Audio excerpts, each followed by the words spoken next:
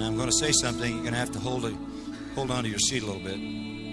I'm convinced, beyond doubt, that in the same sense, God has abandoned America.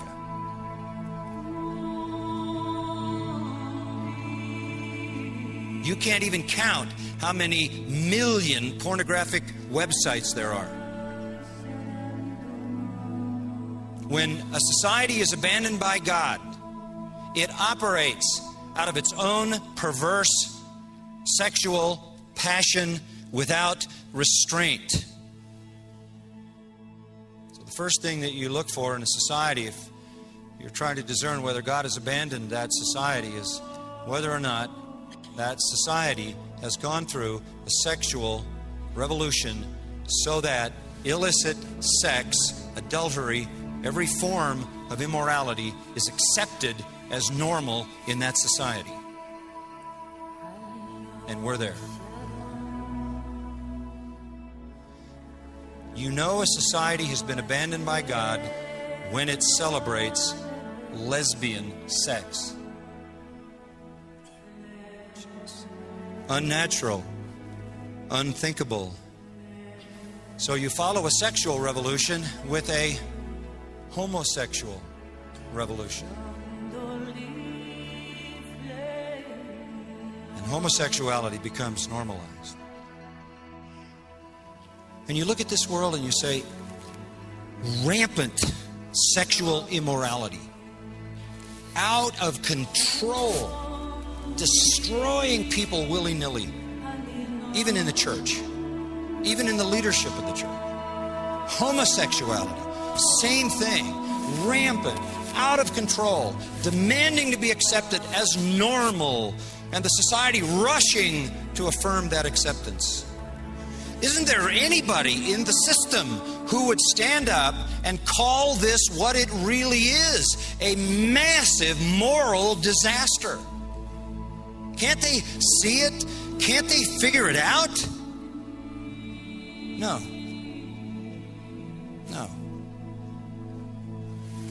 1 Corinthians 1 says, man by wisdom knew not God. Human wisdom, just on its own, doesn't get there. Then you add that the God of this world has blinded the minds of them that do not believe, and you've got a compounding blindness. And then you add the fact that they are blinded by virtue of the sweeping, dominating elements of their culture.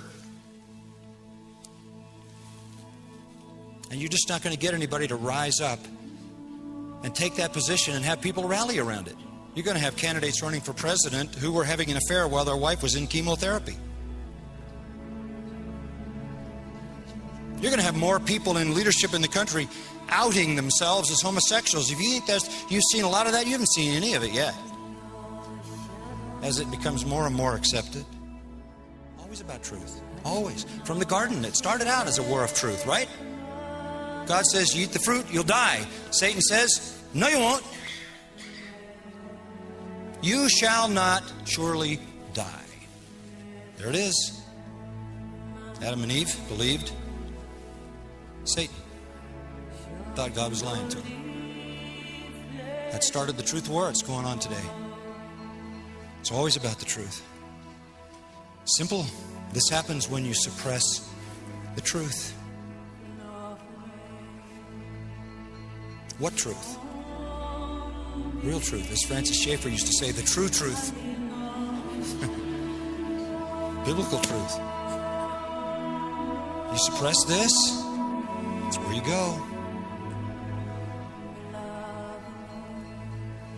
Take the Word of God out of the place of its supremacy, and you suppress the truth. Deny that it's true, deny its veracity, deny its authenticity, deny its inerrancy, deny its inspiration, deny its sufficiency, deny its clarity. That's the latest one. That nobody really knows what the Bible means anyway. It's a wonderful book. We believe God gave it to us, but we have no idea what it means. That's convenient.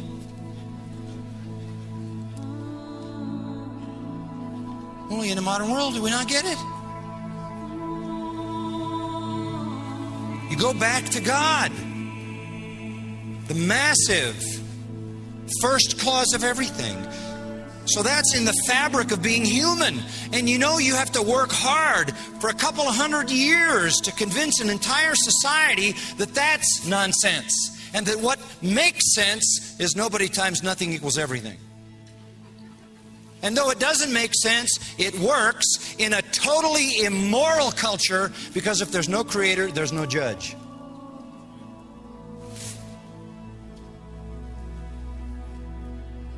So reason is the first thing that shows you God. The second thing is morality,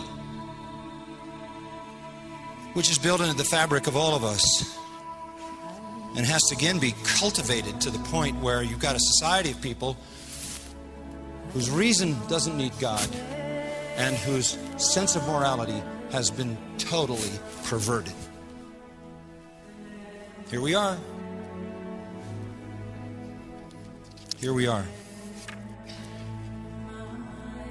Even though they knew God, that is humanity, that is society, in any given period of time, by God's creative design, have the knowledge of moral law and reason that leads them back to a moral lawgiver and a judge and a creator. Even though they know that innately, they did not honor him as God or give thanks. But instead of doing what was reasonable and moral, they became empty in their speculations, and their foolish heart was darkened.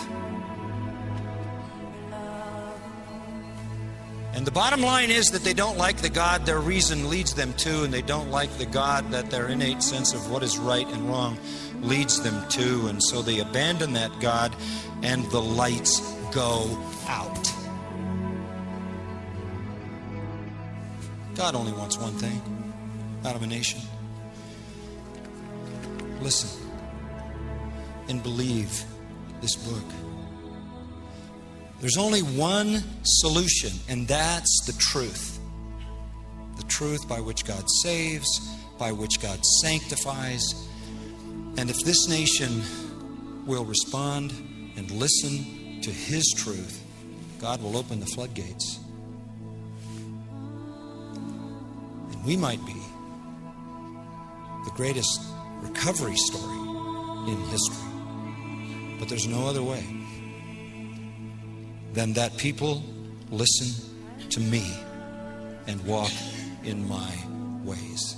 It's not going to happen if there's a famine of the hearing of the Word of God.